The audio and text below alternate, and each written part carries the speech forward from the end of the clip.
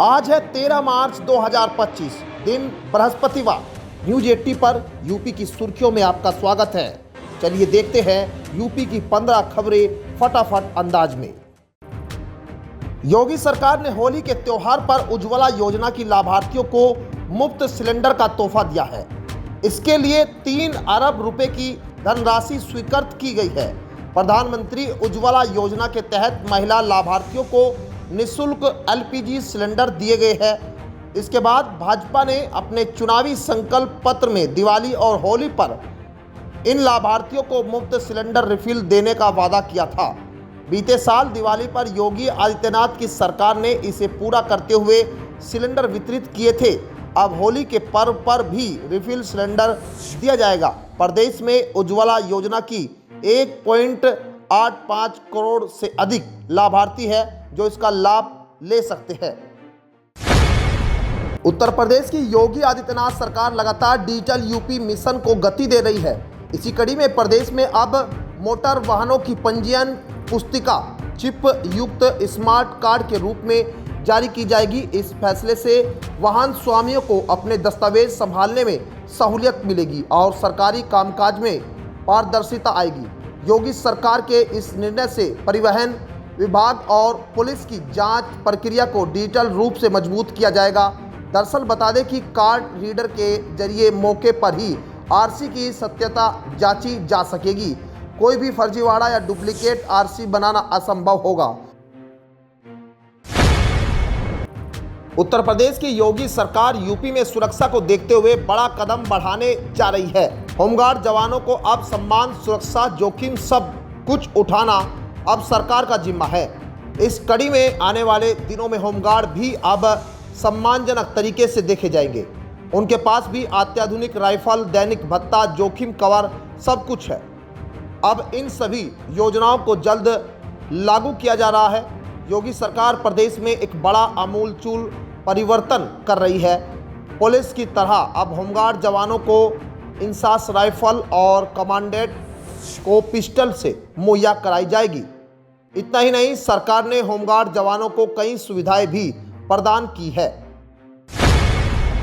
केंद्र सरकार 2025-26 के दौरान जीवन बीमा निगम में अपनी 2 से 3% हिस्सेदारी बेचने पर विचार कर रही है। मीडिया रिपोर्ट के मुताबिक सरकार आने वाले वित्तीय वर्ष के दौरान सिंगल पेशकश के बजाय कई छोटे छोटे किस्तों में कर रही है, जो बाजार स्थितियों पर निर्भर करेगा। क्योंकि केंद्र सरकार बीमा कंपनी में अपनी हिस्सेदारी के मूल्य को अधिकतम करना चाहता है। वित्त मंत्रालय के निवेश और सार्वजनिक संपत्ति प्रबंधन विभाग ने पहले ही अगले 3 साल में इम्प्लीमेंट की जाने वाली विनिवेश योजना के हिस्से के रूप में पब्लिक सेक्टर बैंक और एलआईसी सहित वित्तीय संस्थाओं में मॉनिटरी हिस्सेदारी की बिक्री में सहायता के लिए मर्चेंट बैंकरों और कानूनी सलाहकारों से सलाह ली थी। उत्तर प्रदेश में मुख्यमंत्री सीएम योगी आदित्यनाथ ने राशन की दुकानों को लेकर बड़ा ऐलान किया है। मुख्यमंत्री ने कहा कि प्रदेश में राशन की दुकानों को मॉडर्न शॉप के तौर पर बदला जाएगा, जहां से लोग अपनी रोजमर्रा के सामान भी उचित दर पर खरीद सकेंगे। सीएम योगी ने कहा कि इस योजना पर सरकार तेजी से काम कर रही है। सीएम योगी ने लखनऊ में आयोजित एक कार्यक्रम के दौरान ये बात कही। मुख्यमंत्री ने कहा कि अब राशन कोटे की दुकान को भी हम अच्छा बना रहे हैं, मॉडर्न शॉप के रूप में बना रहे हैं, अन्नपूर्णा भवन के रूप में। उसमें आप केवल राशन ही नहीं बल्कि गांव की आवश्यकताओं व अन्य सामानों को भी बेचा जा सकेगा। उत्तर प्रदेश बोर्ड की परीक्षाएं जारी है। इस बीच यूपी के मुख्यमंत्री योगी आदित्यनाथ ने परीक्षा के बाद आने वाले परिणामों को लेकर बड़ा ऐलान किया है। सीएम योगी ने लखनऊ में एक कार्यक्रम के दौरान मेधावी छात्राओं के लिए यह ऐलान किया है। प्रधानमंत्री उज्ज्वला योजना के अंतर्गत गैस सिलेंडर रिफिल सब्सिडी का वितरण कार्यक्रम के दौरान सीएम योगी ने कहा कि छात्राओं को बोर्ड परीक्षा के परिणाम आने के बाद स्कूटी दी जाएगी। मुख्यमंत्री योगी आदित्यनाथ ने कहा कि अब मेधावी बेटियों के लिए हम लोग अप्रैल के बाद जब बोर्ड की परीक्षाओं के परिणाम आएंगे तो उन्हें स्कूटी भी उपलब्ध करवाने जा रहे हैं। यमुना प्राधिकरण क्षेत्र में पतंजलि समूह जल्द ही औद्योगिक भूखंडों की योजना शुरू करने जा रहा है। यह योजना 2017 में पतंजलि समूह को आवंटित 430 एकड़ जमीन पर बनाई जाएगी। पतंजलि समूह योजना के तहत भूखंडों का आवंटन करेगा। इसकी जानकारी यीडा को देगा। इस योजना से क्षेत्र में आर्थिक विकास को बढ़ावा मिलेगा और लोगों को रोजगार के अवसर मिलेंगे। यमुना प्राधिकरण ने पतंजलि समूह को सेक्टर 24A में फूड एवं हर्बल पार्क के लिए 2017 में 430 एकड़ जमीन आवंटित की थी। आवंटन की शर्तों के तहत 20% जमीन सब लीज करने का अधिकार पतंजलि समूह को दिया गया था, लेकिन यह शर्त लगाई गई थी कि इन प्लाटों पर केवल खाद्य प्रसंस्करण एवं कृषि उत्पादन से जुड़ी इकाइयों की ही स्थापना होगी। मेरठ में रेलवे रोड को बागपत रोड से जोड़ने वाली 825 मीटर लिंक रोड शुरू होने की उल्टी गिनती शुरू हो गई है। सड़क निर्माण के लिए मिट्टी भराव कर समतलीकरण का काम भी पूरा हो गया है। अब बागपत रोड की ओर से इसे खोलने की तैयारी है। माना जा रहा है कि 20 मार्च के आसपास इसे आशीर्वाद अस्पताल के कुछ हिस्से को ध्वस्त कर खोल दिया जाएगा। 31 मार्च तक मार्ग को शुरू करने की समय सीमा है। इस मार्ग के शुरू होने से 35 कॉलोनियों के लोगों के साथ ही शहर के 2 लाख से अधिक लोगों को लाभ मिलेगा। लिंक रोड की बागपत मार्ग पर आशीर्वाद अस्पताल की तरफ से अभी सड़क बंद है। लोनिवी अफसर अस्पताल संचालन से सहमति बनाने में जुटे हैं। उत्तर प्रदेश के सबसे बड़े औद्योगिक शहर नोएडा में अब रेलवे स्टेशन की कमी नहीं खलेगी। उन्हें लंबी दूरी की ट्रेनों को पकड़ने के लिए गाजियाबाद या नई दिल्ली नहीं भागना पड़ेगा। बोड़ाकी में विकसित हो रही मल्टी ट्रांसपोर्ट हब में पूर्व की ओर जाने वाली ट्रेनों का ठहराव मिलेगा। रेलवे ने इस योजना को मंजूरी दे दी है और यहां से पूर्व की ओर जाने वाली अधिकतर ट्रेनें संचालित होगी। पुरानी दिल्ली, नई दिल्ली और आनंद विहार और गाजियाबाद रेलवे स्टेशन पर भीड़ कम होगी। गौतम बुद्ध नगर, बुलंदशहर, अलीगढ़, गाजियाबाद के यात्रियों को सुविधा मिलेगी। यहां बस अड्डा, मेट्रो और जेवर एयरपोर्ट की भी कनेक्टिविटी होगी। इस साल देश में रंगों का त्योहार होली 14 मार्च को मनाई जाएगी। इस अवसर पर स्कूलों में छुट्टी रहेगी। यूपी में होली त्योहार के लिए स्कूलों में 3 दिनों का अवकाश घोषित किया गया है। वहीं कई राज्यों में अभी भी छात्र होली की छुट्टियों की संख्या को लेकर असमंजस में है। होली का ज़्यादा असर उत्तर भारत में ज़्यादा देखने को मिलता है।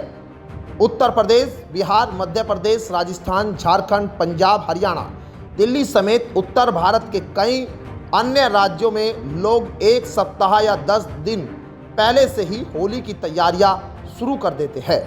उत्तर प्रदेश में बेसिक शिक्षा परिषद के स्कूलों में होली के लिए 3 दिनों की छुट्टियां घोषित की गई है।